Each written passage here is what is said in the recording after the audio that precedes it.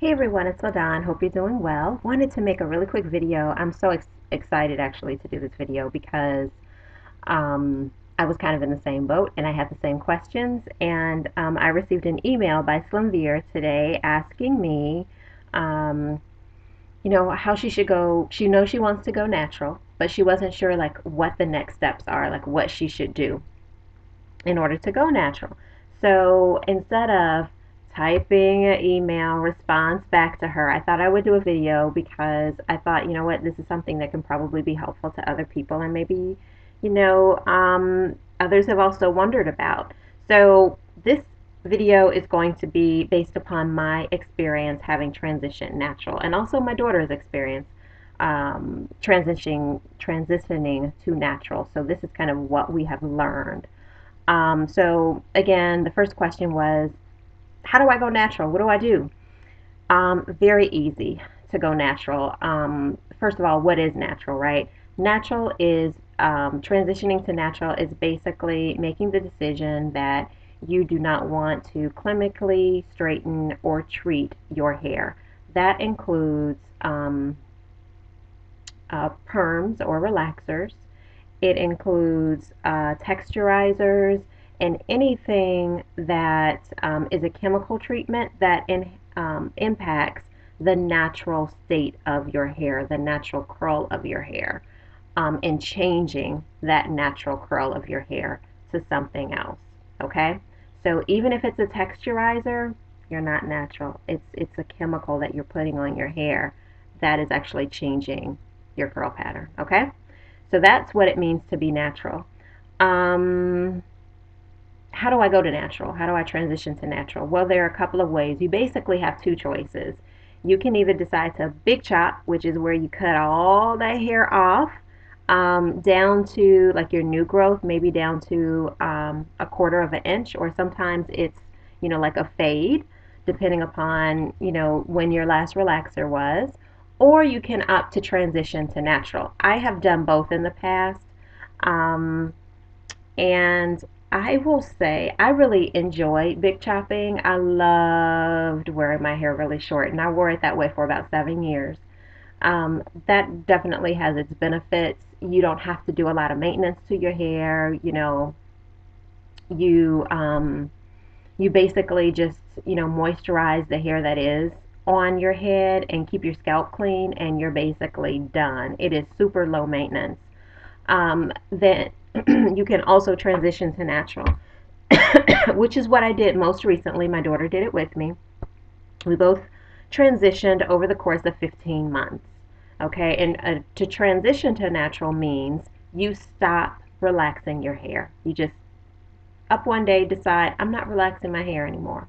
Okay, so you no longer relax and you allow your hair to continue to grow. And you let it grow until you reach a point at someday in the future that you're ready to just cut all those relaxed ends are, because you'll have your new growth that begins to come in, and that's your natural hair starting to come in. But then on the ends, because you didn't big chop, you're going to have those relaxed ends. The relaxed ends, so transitioning has its pros and cons. This last time I transitioned to natural, I didn't want to big chop. I didn't want to big chop because I knew that my goal was going to be to have some length on my on my hair. So I didn't want to cut everything off and then go through that stage of in between stage where you really don't have any hair, and then on top of that you're learning how to deal with your natural hair and all that stuff. I really didn't want to deal with that in between stage and everything that goes along with it.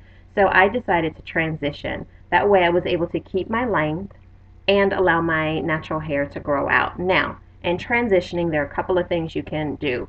You can opt to get, twists in your hair, and have some hair added in, or you can do braids like the micro braids or box braids. You can some people straighten their hair. I wouldn't recommend straightening your hair in terms of like pressing it or blow drying it out, only because If your intention is to wear your hair like this is a wash and go where I'm actually wearing the natural curl of my hair, okay? So if your intention is to ultimately wear your hair out in its natural state, if you blow dry it straight constantly or flat iron it straight, you're going to incur some heat damage, which means you're going to, in a sense, damage your hair and you're going to change your actual curl pattern. So you will very likely lose your ability to have curls um, through the straightening process simply because of the amount of heat you use. Now, if you just straighten your hair periodically, there's very little chance you'll have any, ongoing um, heat damage to your hair. But if it's, that's your style, straightening your hair while you're transitioning, chances are you're going to have damage to your hair. So if your intent is to go natural and wear your hair straight, like blown out and flat ironed, and you're not really concerned about wearing curls, then I would say go ahead and straighten while you transition. But if your ultimate goal is to wear your hair curly, then I would not suggest doing that as kind of your staple style. I would only suggest straightening your hair periodically.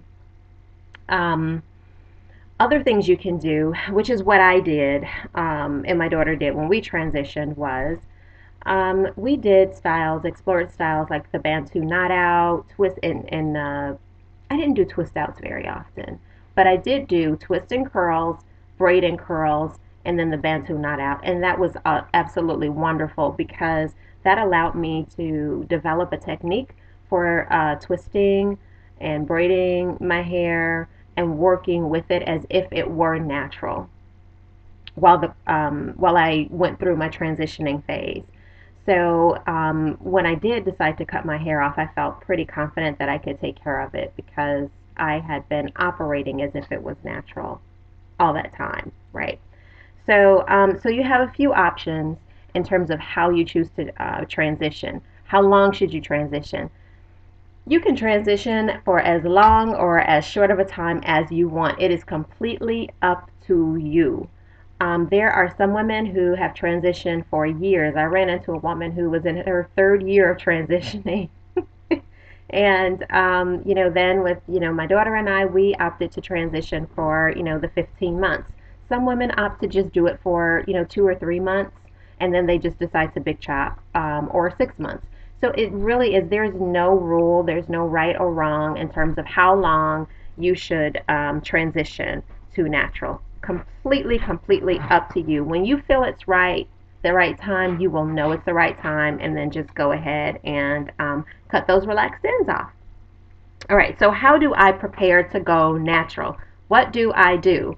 If you're like me, I am a person who, if I make a decision to do something, I want to make sure that I'm going to do it right, and I'm researching stuff and I'm looking up stuff on the internet because I want to be prepared to deal with the transition. So, what do you do to prepare? There are a couple of things you can do. First of all, you need to prepare mentally and emotionally for the transition because whether you big chop or whether you transition over the course of several months, your hair is going to look different. If you big chop, it's going to look different like that, like immediately. If you transition over the course of several months, as your hair begins to grow, it's going to be challenging at some point to deal with your relaxed texture and your natural texture. And if you're like me and you decide to treat your hair as if it is natural by starting to do twist outs or twist and curls and braid and curls and Bantu knot outs, you're not going to get the technique down immediately.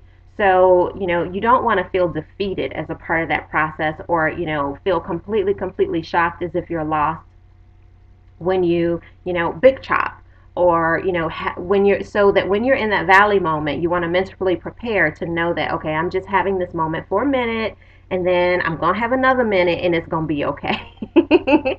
So just prepare mentally to see your hair and to see yourself differently, okay? Prepare emotionally because sometimes you have an emotional reaction to that change And also, the people around you may have a reaction to your decision to transition to natural. They may not be supportive, they may be supportive, but you just want to be prepared mentally to deal with whatever happens. So you're strong. You can rely on, your own sense of confidence and confidence in the decision you've made to go natural, even if those around you aren't as supportive. Okay, and check out, get connected in the YouTube natural hair community, because when you're having those low moments where things kind of aren't going well, there are folks who've been there, and you can just click on those videos and just come up with some solutions. It'll help you to come up with some solutions and things that you can try to feel better, and that'll put you in a different headspace. Okay. Let's see. Yeah, be prepared to see yourself through a different lens. We're probably accustomed to seeing your hair straight. Don't get caught in that. You're going to look completely different with curly hair. I look completely different with curly hair than I did with straight hair. And sometimes when you're first starting on that journey, you're still trying to get your hair to not behave as though it's straight, but you still have this expectation somewhere that it's going to, I don't know, be flat, or, not be as big, or that it's going to behave or respond to the same techniques you used when your hair was not relaxed. So just see yourself be open. See your hair, see yourself through a different lens, okay? Take baby steps. Don't go out and buy a whole bunch of products at once. And it's so tempting not to do that, because you see all these YouTube videos and people are doing this and that, and you just want to try it because you're so excited. So I say don't go out and buy a whole bunch of products at once, because you're going to become overwhelmed. You're not going to know what's working for you, what isn't working for you. And sometimes some products don't work well together. And so it just, it can cause you to feel really, really overwhelmed and kind of lost in the process. So I say don't go out and buy a whole bunch of products. Just try a few products and kind of see what works for you. So we get to that point, and so now I'm going to share with you a couple of things that you'll need right away, kind of to start. The first thing you're going to need is a wide tooth comb, like this, or some other type of wide tooth comb. And I would suggest you get a Denman brush. This is what a Denman brush looked like. I heard people talk about these brushes, and I was like, what that is? Because I never knew it was called a Denman brush. But you can find those at local beauty supply stores. And then use these fingers, in styling and detangling your hair. Um, yeah, just, stick to those things and you can't go wrong. Secondly, you're going to need a cleanser. So you're going to need something to use to wash your hair. My suggestion is that you start with, if you big chop, start using this TerraSentials shampoo. Or once you transition to natural and you've cut those relaxed ends off, try the TerraSentials. It is the bomb. It will help keep your hair detangled, moisturized.